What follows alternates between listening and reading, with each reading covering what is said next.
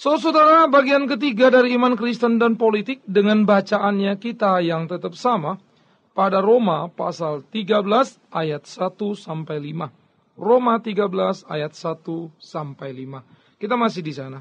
Hari ini kita akan membicarakan mengenai peran gereja dan umat sebagai individu. Saudara, peran gereja sebagai institusi dan umat sebagai individu agar tidak salah kaprah. Ini perlu dipahami sungguh-sungguh. Mengapa? Karena gereja sebagai institusi tidak berpolitik. Sekali lagi, gereja tidak berpolitik. Namun saudara, itu tidak berarti umat Kristen sebagai individu juga ikut-ikutan tidak berpolitik. Ini berbeda sekali. Atau individu Kristen boleh saja menjadi politisi tanpa bekal pemahaman iman yang solid, yang akhirnya ini bisa menjadi satu bumerang, batu sandungan dalam kehidupan bermasyarakat. Karena bagaimanapun seorang politisi Kristen suka tidak suka menempel pada dirinya apa yang disebut kekristenan. Maka di sini perlu hati-hati. Itu sebab saya lebih setuju bahwa partai-partai tidak menempelkan kata Kristen pada kepartaiannya, karena lebih banyak ruginya daripada untungnya, saudara, dengan alasan apapun juga. Nah, ini perlu kita pikirkan baik-baik. Dan kita harus berhati-hati di dalam hal seperti ini. Karena gereja sekali lagi tidak berpolitik sebagai institusi. Tetapi umat-umat Kristen, silakan. Bahkan Anda harus di dalam bentuk sumbangsi penting di dalam bernegara. Saudara yang kekasih, seorang tokoh pernah mengatakan seperti ini. Buat apa ada seorang menteri Kristen kalau menterinya itu korupsi? Oh, saya setuju sekali dengan kalimat ini, saudara. Hanya saja menurut hemat saya ini perlu dilanjutkan kepada satu pertanyaan, yaitu kenapa dia korupsi? Maka suka atau tidak, jawabannya adalah karena gereja sebagai institusi ternyata telah gagal memainkan perannya. Atau mungkin sedikit lebih halus kali ya, gereja tidak maksimal sehingga tidak menghasilkan individu-individu yang solid, yang kuat di dalam iman percayanya. Individu-individu yang kuat dan sadar akan tugas dan tanggung jawabnya. Oleh karena itulah perlu kesadaran bersama baik oleh gereja sebagai institusi dan setiap individu-individu di dalam menjalankan tugas panggilannya masing-masing. Saudara, gereja sebagai institusi, gereja memainkan peran penting di dalam perjalanannya.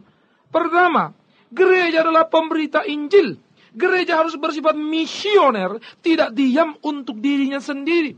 Gereja bukanlah sesuatu keluarga yang sedang membangun kenikmatan untuk diri sendiri, lalu lupa bermasyarakat, lupa kepada lingkungannya. Gereja bukanlah satu denominasi yang dibangun untuk kepuasan pemimpin dan pengikutnya. Gereja bukan seperti itu, saudara. Itu sebab sangat menyedihkan sekali karena gereja seringkali bangga terhadap apa yang dikerjakannya di dalam hal berorganisasi. Gereja selalu bangga dengan bangunan-bangunan megahnya. Gereja selalu punya cerita tentang hal rupiah-rupiah yang berhasil dikumpulkannya.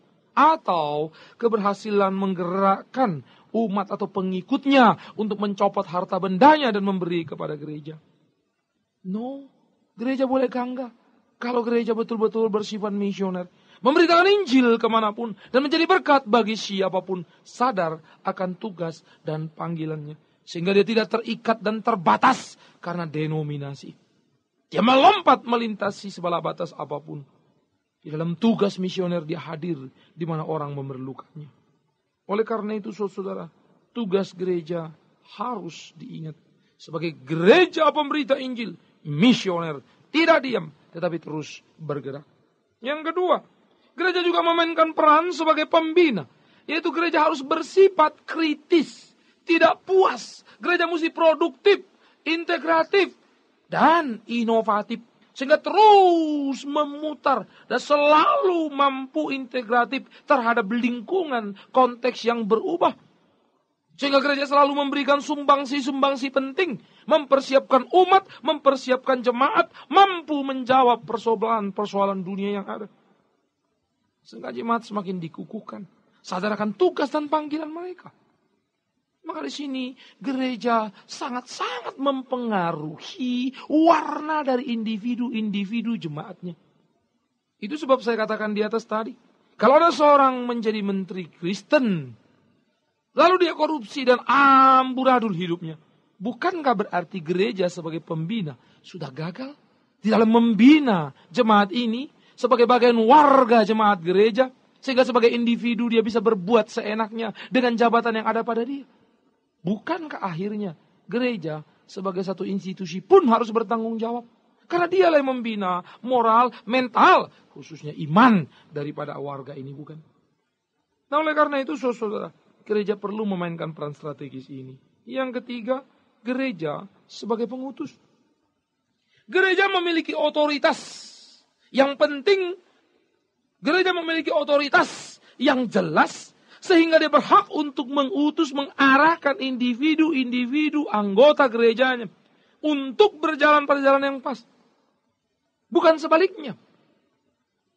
Sang menteri yang korupsi, pengusaha-pengusaha yang menilap, yang memeras bawahannya, justru menjadi big boss di gereja dan mengatur gereja di dalam perjalanannya. Bagaimana gereja tidak menjadi kacau? Bagaimana gereja bisa mempunyai masa depan? Karena gereja tidak lagi memiliki otoritas. Jadi terbalik. Mereka yang dari luar sana, yang tak punya iman yang teguh, moral yang baik, justru mengelola dan mengatur arah gereja. Gereja kehilangan otoritas. Karena gereja berkompromi dan hanya melihat gereja adalah uang. Berarti mereka-mereka yang beruang itulah yang berkuasa. Sedih sekali, bukan? Nah, saudara-saudara, kesalahan inilah sebenarnya mengakibatkan kesalahan pada lingkar luar ketika orang-orang Kristen memainkan perannya di dalam perjalanan hidupnya masing-masing. Oleh karena itu ini perlu diluruskan, ini perlu diperbaiki. Saudara mesti memperhatikan diri saudara sebagai individu. Saudara bertanggung jawab terhadap keharuman nama kekristenan. Saudara bertanggung jawab terhadap penilaian orang terhadap kekristenan. Karena itu saudara harus bekerja di dalam tugas tanggung jawab saudara kepada Tuhan yang hidup. Saudara wajib mengharumkan nama gereja. Entah gereja apapun gerejamu, saya tidak terlalu peduli. Tetapi saya harus ingatkan satu kalimat ini. Engkau berkewajiban mengharumkan nama kekristenan. Itu panggilanmu, itu panggilanku, itu panggilan kita. Kalau memang gereja saudara mungkin kurang memperhatikan hal-hal pembinaan, saudara mesti belajar. Terus melengkapi diri sendiri dengan hal-hal yang penting. Supaya saudara tidak puas hanya datang hari Minggu dan pulang lagi. Belajar mendalam di gerejamu. Cari gali apa yang bisa engkau dapatkan. Gereja sebagai pembina, saudara. Maka gereja sebagai pembina harus mampu mempersiapkan warga gereja secara berkesinambungan. Ini penting. Gereja tidak boleh hanya berkonsentrasi memperhatikan cuma kebaktian jemaat dewasa. Lalu menganggap yang namanya pemuda, remaja, anak, begitu ya sekolah minggu, hanya sebagai pelengkap penderita. Yang ada dibiayai sebagai satu pelengkap di dalam pelayanan gereja. Sehingga hamba-hamba Tuhannya kurang perhatian, kurang concern, tidak ngelihat, bahkan mungkin tidak tahu apa yang dikerjakan di komisi di bidang anak, pelayanan anak, di bidang pelayanan remaja, di bidang pelayanan pemuda. Semua aktivis di bidang-bidang ini berjalan sendiri-sendiri, tidak mempunyai arah. Pengalaman saya belasan tahun dalam melayani bidang pelayanan anak, remaja, pemuda, terbukti memang hal itu seperti itu. Sehingga setiap kali orang mengundang saya selalu bertanya soal bagaimana, apa yang harus dikerjakan oleh kami sebagai pemuda. Sementara remaja pun mempunyai pertanyaan sama. Demikian juga dengan guru-guru sekolah minggu. Lah, kalau masing-masing kemudian mempersiapkan dirinya, lalu mau kemana gereja ini? Pemuda punya arah sendiri, remaja punya arah sendiri, anak punya arah sendiri. Tidak berkesinambungan. Padahal anak akan menjadi remaja, remaja akan menjadi pemuda, dan pemuda menjadi jemaat dewasa. Tapi yang jemaat dewasa pun sama. Jalan sendiri-sendiri juga. Oleh karena itu saudara, ini perlu satu prinsip yang penting untuk memperhatikan. Jangan hanya karena di sana ada orang dewasa sehingga jemaat dewasa diperhatikan. Mungkin ya saya ini suka sinis begitu saudara ya, guyonannya, kolektenya lebih banyak. Begitu ya. Kalau sekolah minggu kan kolektenya dikit, dianggap beban. Kolekte dikit tapi biayanya banyak. Karena kalau bikin paskah banyak sumbangannya, ya tidak ada, namanya juga sekolah minggu. Kan begitu. Dengan kolekte sedikit biaya banyak. Nah ini kan defisit, bukannya surplus. Tidak menguntungkan. Tapi kalau dewasa, biar katanya budgetnya banyak, tapi jangan lupa, kolektenya juga banyak, sumbangannya banyak. Jadi surplus. Nah ini kan perlu diperhatikan. Nah sampai di sini memang gereja agak terjebak. Tidak tahu apa yang menjadi perhatiannya. Dan saya tidak boleh menuduh, bukan? Tapi biarlah masing-masing kita merenungkan. Apakah yang menjadi perhatian kita adalah organisasi yang perlu diputar oleh uang? Atau kita memainkan peran yang sungguh-sungguh memandang jauh ke depan. Melahirkan pribadi-pribadi, individu-individu yang solid. Gereja sebagai pembina harus melatih jemaatnya. Mengintegrasikan iman Kristennya dengan situasi lingkungan di sekitarnya. Sosial, politik, ekonomi, dan seterusnya. Supaya dia mempersiapkan jemaat memasuki kehidupan bermasyarakat dan berkarya nyata. Tetapi juga saudara-saudara pendengar, kalau saudara-saudara ada dimanapun, lalu mulai berpikir, wah ini yang saya justru masalah. Saudara mesti belajar. Mungkin gereja belum bisa memberikan. Ya saudara mesti belajar sendiri. Saudara mesti perhatikan baik-baik. Itu sebab terkesan gereja seperti kebingungan menyikapi situasi yang sedang terjadi sekarang ini. Kerusuhan dan kekisruhan. Lain gereja, lain reaksinya. Padahal gereja sama-sama gereja yang dipanggil oleh Tuhan Yesus. Tapi lucu sekali. Berbeda-beda. Bermacam-macam. Dan bermacam-macamnya itu kalau cuma semacam variasi sih, welcome begitu ya. Itu namanya kekayaan. Tetapi bermacam-macam ini bertolak belakang. Ada yang menjadi ketakutan luar biasa, bahkan meliburkan dirinya untuk tidak beribadah. Ada yang menunda ibadah-ibadah ini dan ibadah itu. Wah, ini menjadi aneh sekali. Bagi saya menunda sesuatu itu memang penting dari segi kepentingan dan kebutuhan. Bukan karena situasional saja. Artinya, kalau pembinaan ini Anda yakin penting, jalankan apapun resikonya. Tapi kalau memang bisa ditunda, ya welcome. Namun jangan menunda hanya karena sekedar ada sesuatu yang menakutkan. Lah kalau begini di mana benturan dan pertumbuhan iman? Kita tidak perlu membenturkan diri. Kan kita tidak mengundang situasi pahit terjadi. Tapi situasi pahit itu datang dan harus dihadapi. Dan di sini kita harus hati-hati, saudara. Kita tidak boleh mencobai Tuhan. Tetapi jangan lari dari ujian yang Tuhan izinkan. Jalani. Kan begitu. Jadi di sini jemaat perlu dilatih. Jemaat perlu juga dilatih oleh gereja sebagai pembina untuk menampilkan diri sebagai teladan, bukan cacian. Maka gereja perlu memberi satu pola, satu contoh hidup yang benar kepada jemaatnya. Sehingga jemaat melihat, oh ya seperti ini. Lalu waktu jemaat itu keluar, maka dia mulai memikirkan hal yang serius. Dan saudara sebagai jemaat, membawa nama gereja. Membawa nama yang lebih besar lagi kekristenan. Dan lebih besar lagi membawa nama Kristus di dalam hidup saudara. Apa yang saudara perankan? Apa yang saudara mainkan? Jadi sebagai individu saudara perlu tampil. Saudara perlu berpolitik. Dan berpolitik dengan cara yang terhormat. Bermoral. Beretika. Bukan amburadul. Asal ambil, asal sikat. Yang penting sukses, Machiavellis. Bukan. Menjadi pengkhianat. Hari ini jilat di sini, besok jilat di sana. Bukan. Anda tidak pantas tampil seperti itu. Tampillah punya harga diri. Bukan memanfaatkan aji mumpung. Tampillah dengan sopan dan santun. Jangan sampai di jidat atau di kening saudara itu ada bandrol harga dari diri saudara yang bisa dibeli. Orang ribut soal money politik. Dan memang ini sangat menyedihkan. Pedih. Saya tidak ribut soal situasi atau bagaimana orang suap menyuap. Tetapi yang sedih adalah ternyata kita punya harga. Dan harga itu adalah rupiah, saudara. Bisa dihitung dengan kalkulator. Sedih sekali. Harga diri kita bisa diucapkan. Bukankah ini penghinaan kepada diri sebagai manusia? Dan lebih lagi sebagai seorang Kristen yang percaya, yang katanya Tuhan berkuasa dan mampu menghidupkan umatnya. Karena itu, jangan pasang bandrol di kening atau di jidat saudara. Sehingga orang bisa membeli saudara. Saudara mesti tampil sebagai orang yang mempunyai harga diri. Saudara mesti tampil sebagai teladan. Walaupun sering mendatangkan kepahitan dan kepedihan. tetapi hidup terhormat sangat menyenangkan. Pikirkan itu baik-baik, saudara-saudaraku. Maka saudara-saudara sebagai individu, jemaat juga harus memainkan peran terus. Berusaha berkarya melalui bidang kerjanya.